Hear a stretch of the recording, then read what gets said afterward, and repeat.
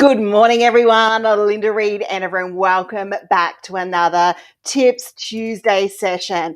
I'm excited to have you here as we start to talk about this week about what goes into a marketing plan so that you can have a look at starting to get your planning together for 2022 or 2021 for the rest of the quarter as we currently sit here right now. And it's a really timely topic because it's been something that's been popping up in client requests. It's something we're working on with the marketing planner at the moment here. And there's a little bit going on in the world of sharing your message or getting to plan your marketing strategy out there. So the first thing this morning is, this is your first time here, please say hello in the comments. Please let me know where I can find you on the world of the internet, whether it's your website, whether it's your Facebook, whether it's your social media or your Twitter or your Instagram. Pop that link in as to where we can find you and where we can connect, because I would love to check out what you are doing along the way, as well as sharing my tips with you this Tips Tuesday. Now, the second thing to do is, if you're jumping in for the first time and this is the first time, making sure you hit gosh, I sound like I've just joined Looney Tunes.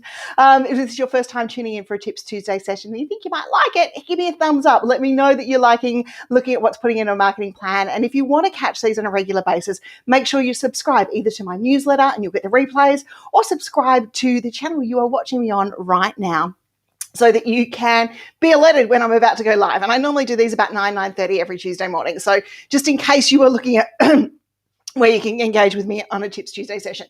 So, okay, when we come to business, we know lots and lots of what we do comes down to planning. I'm just going to grab a sip of water so I don't, croak my way through this on you. We know that there is a lot of stuff when it comes to planning our business. And when we're planning our business, we want to make sure that we're looking at marketing as one of those plans.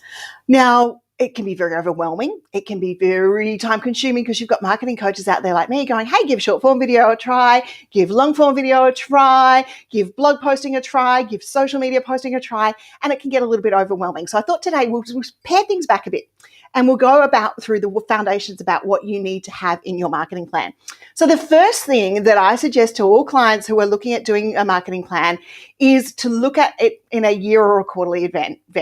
And, start with a quarter. If you want to start with a quarter, that's great. Otherwise, start with a year and then break things down. But the first thing we need to look at is any launches, anything we're about to launch, anything we're about to do, anything we're about to release, because we want to tie our marketing message around those launches so they don't flop. So we want to be looking at whether our blog posts and those sorts of things are going in there.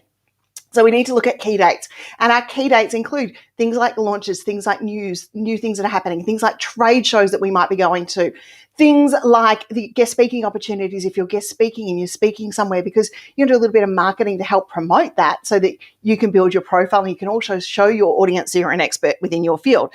So key dates are in relation to what's going on inside your business.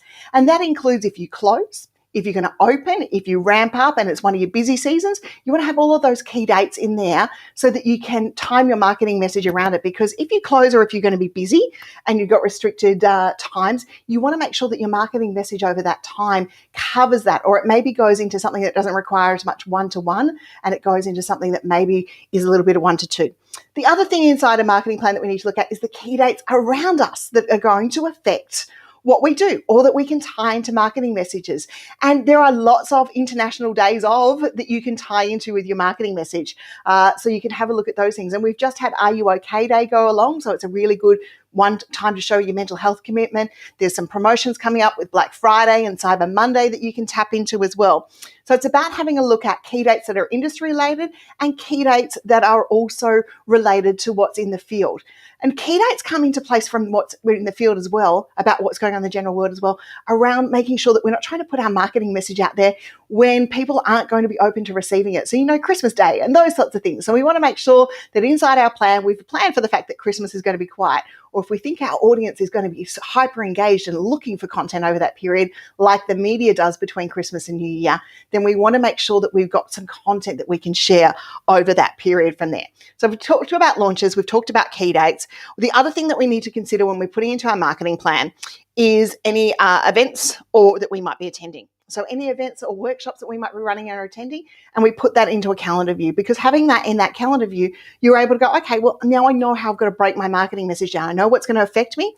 And also when you're looking at those events and those workshops, you're also aware about what's going to affect you from the point of view of you being able to need some automated marketing or some automated messaging because you're not going to be as active on social media at that point of time.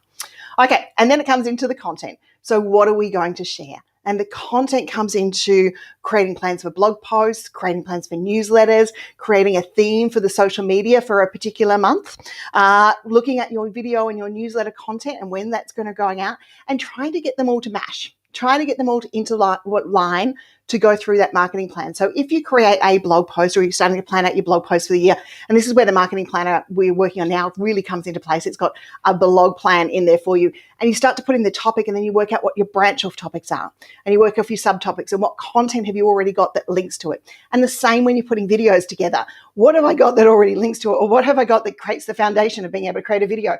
What are my Google Analytics telling me that my people are relating to, or what are my Facebook analytics telling me they're relating to? If you saw Clive's live yesterday where he talks about his people were relating most to business growth, so he's focusing his message on that area. And if we are attracting the right people from that popular message, then that's what we want to do. We want to redo what is popular and put that into our marketing plan for 2022. Do you have a croaky voice today? And the same thing with our newsletter. Our newsletter needs to intertwine and have a little bit of a theme each month. And if we plan our newsletters out in advance, we're able to get them to cross-link a little bit more. Our newsletter needs to have the same sorts of themes. So if we've got workshops and that coming up, we might run a couple of blog posts that link to those workshops. And then in our newsletter, we'll put the resources in to create interest, and then also mention our workshop or our event as we come through that process. And obviously inside our newsletter, we want to talk about our products and our areas of expertise along the way. I'm really sorry, guys. And then finally, the things that we want to have a look at is our video message, and making sure our video message also interacts and entwines and releases in there. Any future speaking gigs that you get are another good opportunity that you want to have a look at, or maybe future speaking gigs that you're looking at there. And then press releases. So then going to the media and what stories are you going to share? And just remembering that the media works 90 to 120 days ahead of time. Because my voice has disappeared, I'm going to end this one pretty much now and just say to you, just slowly think. There are a few things I've given you today about what need to go into your marketing plan, whether it's for 2022 or whether it's for this quarter. Don't get overwhelmed with the process. If you need to take your time and do it quarter by quarter, do it quarter by quarter. But what I find tends to work best with both my clients and myself is taking an annual overview, looking at everything that we've got annually, breaking them out, and we use the combination of the business life planner and the marketing planner to help you do that sort of stuff.